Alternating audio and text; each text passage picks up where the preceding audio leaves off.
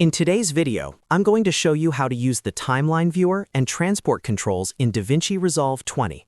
This is a really important part of the edit page because once you understand the viewer, the transport buttons, the scrubber, and the playback shortcuts, you can move through your timeline much faster and edit with a lot more confidence. If you've ever felt like you were constantly clicking around or missing the exact frame you wanted, this tutorial will help clear that up. And if you find this video useful, please go ahead and hit that like button, subscribe to the channel, and turn on notifications so you don't miss the next DaVinci Resolve guide. All right, let's jump right in.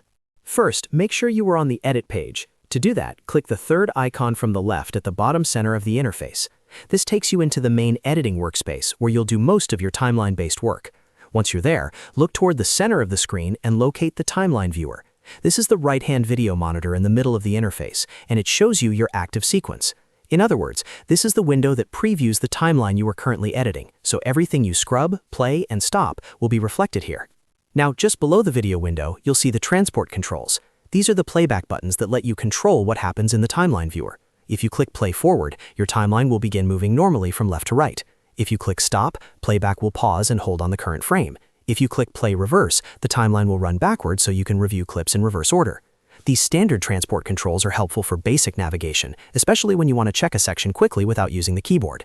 If you want to work faster like a professional editor, you can also use the J, K, and L keys on your keyboard. This is one of the most common shortcuts in video editing. Press J to play in reverse, press K to stop, and press L to play forward. If you tap J or L more than once, you increase the playback speed, which lets you scan through your edit much faster. For example, one press of L gives you normal forward playback, two presses makes it faster, and continuing to press it keeps increasing the speed. The same works with J when you need to back up through your timeline quickly. This shortcut workflow is a huge time saver once you get used to it. Next, take a look at the timecode display at the top right of the timeline viewer. This shows the exact current position of the playhead in hours, minutes, seconds, and frames.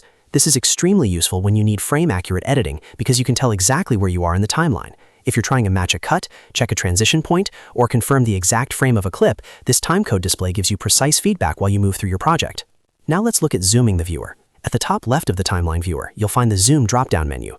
Clicking this lets you change the preview size of the timeline playback. You can choose Fit if you want the image to automatically scale to the available viewer space, or you can select specific percentages like 25% or 50% if you want a smaller preview.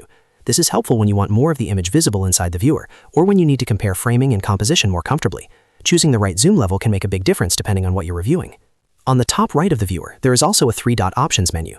This menu gives you access to specialized overlays and viewing aids. For example, you can enable safe area guides to make sure important content stays within broadcast safe or social media safe boundaries. You can also turn on grids if you want help with alignment and composition.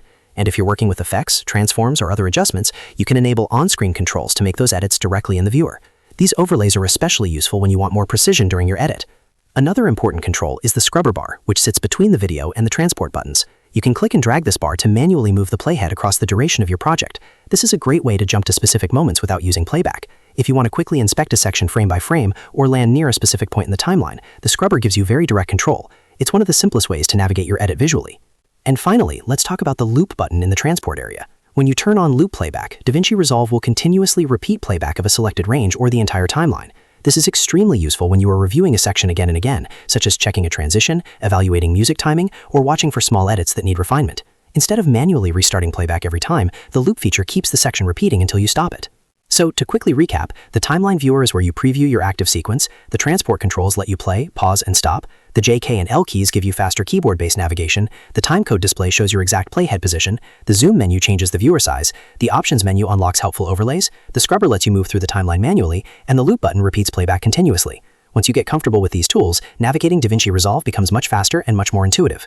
If this tutorial helped you out, make sure to like the video, subscribe to the channel, and leave a comment if you want more DaVinci Resolve 20 beginner guides. Thanks for watching, and I'll see you in the next one.